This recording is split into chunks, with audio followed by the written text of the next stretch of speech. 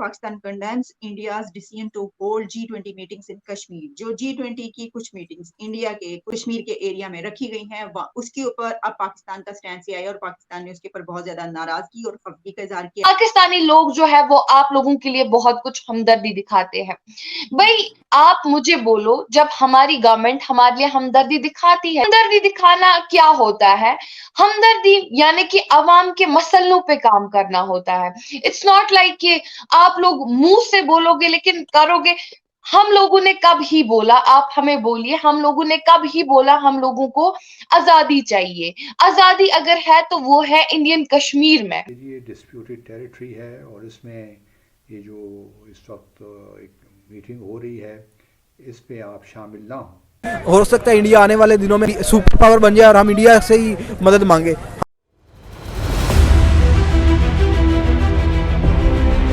जय हिंद दोस्तों, जैसे जैसे G20 की मीटिंग जो कि जम्मू कश्मीर में रखी गई है करीब आते जा रही है, वैसे वैसे पाकिस्तान की बौखलाहट भी बढ़ते जा रही है। हाल ही में पाकिस्तान का बयान सामने आया है कि हम G20 मीटिंग जो कश्मीर में होनी है उसकी जोर शोर से मजम्मत करते हैं, क्योंकि इनका प्रोपेगेंडा जो ये कश्मीर पे करते आए हैं वो ध्वस्त होता जा रहा है और दुनिया भी इस सच को मानने लगी है। इसीलिए ये खासा परेशान है। G20 पे इनके चिल्लाने से किसी को कोई फर्क नहीं पड़ रहा है। यहाँ तक कि OIC के मेंबर्स जैसे कि UAE, सऊदी अरेबिया और इंडोनेशिया भी कश्मीर आ रहे हैं। अभी अभी इमार ग्रुप जो दुबई बेस्ड है उसने भी कश्मीर में इन्वेस्टमेंट किया है, क्योंकि दुनिया अब जानने लगी है कि कश्मीर के नाम पे पाकिस्तान चूरन बेचता है, जो कि प्रोपेगेंडा के सिवा कुछ नहीं होता। ये यह भी कहते हैं कि कश्मीरी पाकिस्तान के साथ हैं। इनके इस बात पे कश्मीरी भी इनका बजा रहे हैं। कई इंटरव्यू हैं जिनमें कश्मीरी चिल्ला चिल्ला के बता रहे हैं कि पाकिस्तान से उनका कोई मतलब नहीं है।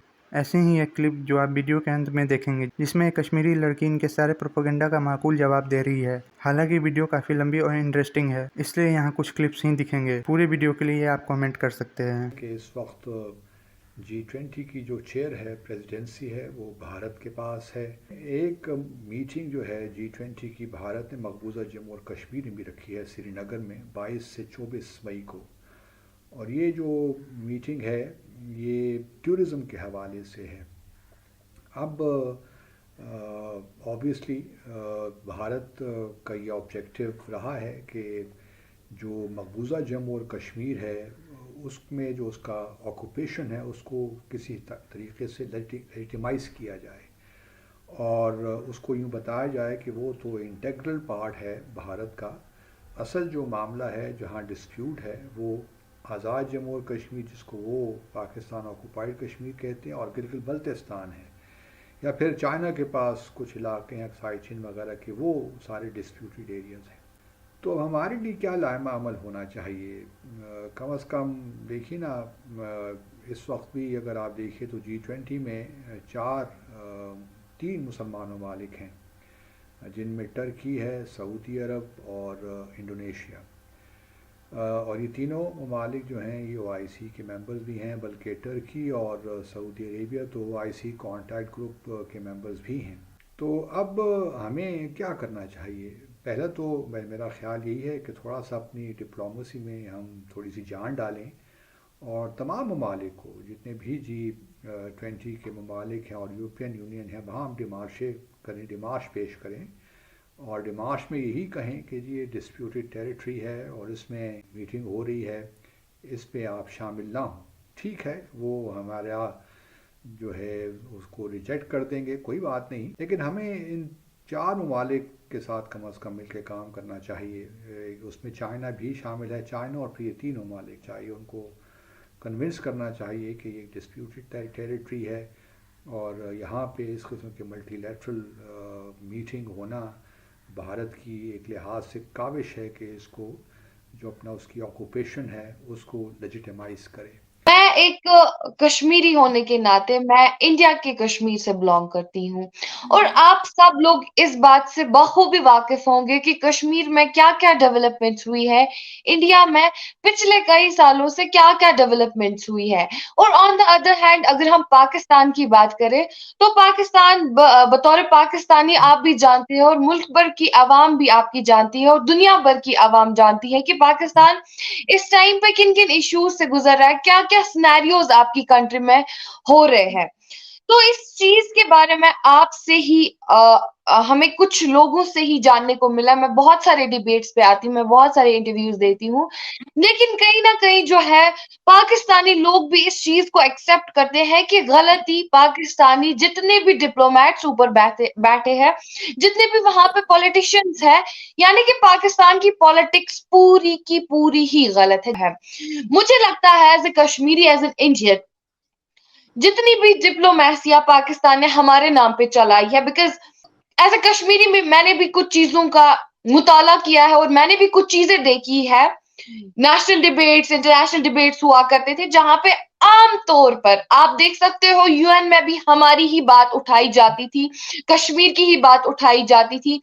आपके जितने भी डिप्लोमेट्स थे, जितने भी आपके पॉलिटिशियंस थे, हमेशा कश्मीरियों को कुरेदने की कोशिश करते थे, हमेशा कश्मीर इशू, हमेशा इंडिया ने क्या किया, हमेशा पाकिस्तान हमारे इंटरनल अफेयर्स जितने भी थे ना उसमें घुसने की कोशिश करता था। तो शायद उस चीज की वजह से भी हम कह सकते हैं कि आपकी कंट्री में जो इस टाइम पे तसादुम है, आपकी कंट्री में जो इस टाइम पे जो सिनेरियो चल रहा है, ये भी रीजन हो सकता है कि पाकिस्तान जो है इस टाइम पे बहुत ही कठिन परिस्थिति से गुजर रहा है। और आप लोगों को इस चीज को, मुझे लगता है कि एक मुल्क की आवाम जो है, वैसे आप लोगों की तो आपके मुल्क में नहीं सुनी जाती है, ये सवाल आप अपनी गवर्नमेंट से पूछे। और मैं पाकिस्तान जितने भी पॉलिटिशियंस, जितने भी डिप्लोमेट्स वहां पे बैठे हैं, मैं उनको यही मैसेज देना चाहूंगी कि आप दूसरों के इंटरनल अफेयर्स में घुसने से पहले अपनी कंट्री के जितने भी हालात हैं वो ठीक करें। आप कश्मीर का मुद्दा छोड़ें और आप अपनी कंट्री के जितने भी इंटरनल मसाइल हैं वो हल करने की कोशिश करें, ताकि आपका मुल्क भी जो है ग्रो हो सके। और इंडिया तो वैसे ग्रो कर ही रहा है। आपने कहा कि पाकिस्तान यूएन में जाके और हर जगह कश्मीर का मसला उठाता है, मगर आज भी अगर किसी भी पाकिस्तानी से पूछा जाए, किसी पाकिस्तानी पॉलिटिशियन से पूछा जाए, पाकिस्तान के किसी भी इदारे के किसी भी बंदे से ये बात पूछी जाए कि यार why you always raise Kashmir issue, तो उनका जवाब एक ही होता है कि हमें कश्मीरियों से प्यार है, वो हमारे बहन भाई हैं, वो मुस्लिम हैं, इस वजह से हम कश्मीर इशू उठाते हैं क्योंकि हम उनकी आज़ादी चाहते हैं। तो जहाँ एक तरफ वो इतना ज़्यादा सोच रहे हैं कश्मीरियों के बारे में, तो फिर कश्मीरियों के दिल में जो है इतनी ज्यादा गलतफहमियां क्यों हैं? वो लोग इतना नेगेटिव क्यों सोचते हैं? देखिए, वेल केयर की अगर मैं बात करूं तो केयर के बारे में जो कंट्री अपने, मैं बार बार दोहराती हूँ कि जो कंट्री अपने लिए ना सोचे वो हम लोगों के लिए क्या कुछ ही सोचेगी। और सेकेंडली आपने बोला कि मुस्लिम्स, वो ये सोचते हैं कि हम लोग यहाँ पे शायद मुस्लिम है, बिकॉज मेजॉरिटी ज्यादातर अगर देखा जाए तो आप लोगों में ये बोला जाता है कि कश्मीर में ज्यादातर मेजॉरिटी जो है वो मुस्लिम्स की है, बट ऐसा कुछ भी नहीं है। यहाँ पे मैंने आपको पहले भी बोला है कि India is a secular country, जहां पे कास्ट, कलर, क्रीड, रिलीजन को साइड में रख के ही हम सब पहले एक देशवासी है, पहले एक इंडियन है, पहले एक देशवासी का कर्तव्य निभाते हैं, उसके बाद ही हमारे साइड से जो है बाकी चीजें आती है, चाहे रिलीजन के हवाले से बात करें या किसी भी और चीज के हवाले से बात करें। सेकेंडली आपने बोला कि पाकिस्तानी लोग जो है वो आप लोगों के लिए बहुत कुछ हमदर्दी दिखाते हैं। भाई आप मुझे बोलो, जब हमारी गवर्नमेंट हमारे लिए हमदर्दी दिखाती है, जब हमारी गवर्नमेंट, हमदर्दी दिखाना क्या होता है? हमदर्दी यानी कि अवाम के मसलों पे काम करना होता है। इट्स नॉट लाइक कि आप लोग मुंह से बोलोगे लेकिन करोगे। हम लोगों ने कब ही बोला, आप हमें बोलिए, हम लोगों ने कब ही बोला हम लोगों को आजादी चाहिए? आजादी अगर है तो वो है इंडियन कश्मीर में।